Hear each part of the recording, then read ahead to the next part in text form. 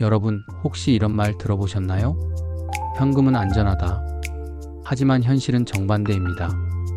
현금을 무작정 모아두면 여러분의 돈은 매년 가치를 잃어가고 있습니다. 은행 금리는 2%도 안 되는데 물가는 해마다 35%씩 오르죠. 10년 뒤 지금의 1,000만 원은 실제로는 700만 원 가치밖에 되지 않습니다. 오늘은 왜 무작정 현금을 모으는 게 위험한지, 그리고 어떻게 해야 돈이 불어나는지 깊이 이야기해 보겠습니다. 대부분의 사람들은 현금을 모으는 게 가장 안전하다고 생각합니다. 눈에 보이니까 마음이 편하니까요. 하지만 이건 착각입니다. 인플레이션 물가 상승으로 돈 가치 하락, 저금리 은행 이자로는 물가 상승을 따라잡지 못함, 기회비용 현금을 쌓아두는 동안 투자 기회를 잃음. 결국 현금은 안전이 아니라 가장 위험한 자산이 될 수 있습니다. 그렇다고 현금이 필요 없다는 건 아닙니다. 현금은 반드시 있어야 합니다. 하지만 딱 필요한 만큼만. 생활비 36개월치, 갑작스러운 병원비나 긴급 상황 대비, 단기 지출 결혼, 이사, 자동차 구매 등. 이 범위를 넘어선 현금을 계속 쌓아두는 건 돈을 묶어두는 것과 같습니다. 돈이 돈을 버는 구조에 태워야 하는 이유는 복리 때문입니다. 예를 들어 월 50만 원을 단순히 저축하면 10년 뒤 6천만 원. 하지만 연 7% 수익률로 투자하면 8천만 원이 넘습니다. 15년이면 1억을 돌파하죠. 바로 이것이 무작정 모으기에서 굴리기로 전환해야 하는 이유입니다. 그렇다면 어떻게 굴려야 할까요? 첫 단계는 안정적이고 쉬운 방법부터 시작하는 겁니다. 지수 ETF 시장 평균을 따라가는 안정적 투자, 적립식 펀드 자동 이체로 강제 저축 투자 효과, 배당주 매년 배당금으로 현금 흐름 확보. 이건 투자 경험이 없는 초보자도 시작할 수 있는 가장 현실적인 방법입니다. 조금 더 경험이 쌓였다면 수익과 위험을 조율하는 방법으로 나아갈 수 있습니다.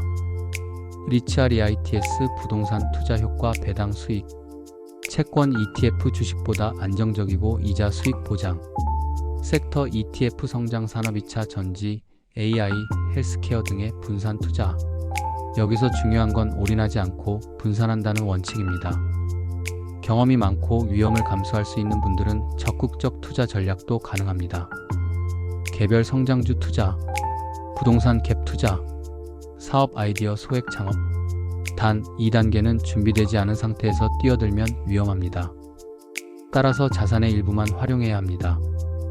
여윳돈 일부만 사용하고 생활 자금은 절대 건드리지 않아야 합니다. 비슷한 소득을 가진 두 사람이 있습니다. 어씨는 10년간 현금만 모았습니다. 총액 6천만 원. B씨는 똑같이 모으되 ETF에 투자했습니다. 총액 9천만 원.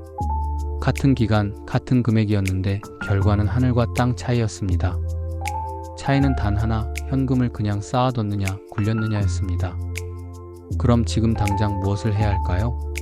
1. 생활비 비상금 확보 36개월치 현금은 꼭 남겨두세요. 2. 자동화 월급의 일부를 ETF 펀드로 자동 이체하세요. 3. 기록 자산 변화를 꾸준히 기록하면서 동기부여를 얻으세요. 이 세 가지만 지켜도 10년 뒤 여러분의 계좌는 완전히 달라져 있을 겁니다. 여러분, 현금을 모으는 것 자체는 나쁘지 않습니다. 하지만 무작정 모으는 건 돈을 썩히는 것과 같습니다. 필요한 만큼은 현금으로, 나머지는 반드시 굴리는 구조로. 이 단순한 원칙이 부자가 되는 첫걸음입니다. 여러분은 지금 현금을 어떻게 관리하고 계신가요? 댓글로 남겨주시면 많은 분들에게 큰 도움이 될 겁니다. 앞으로도 돈, 재테크, 그리고 경제적 자유에 관한 진짜 이야기를 전해드리겠습니다. 구독, 좋아요, 알람 설정으로 함께 부자의 길에 올라타세요. 감사합니다.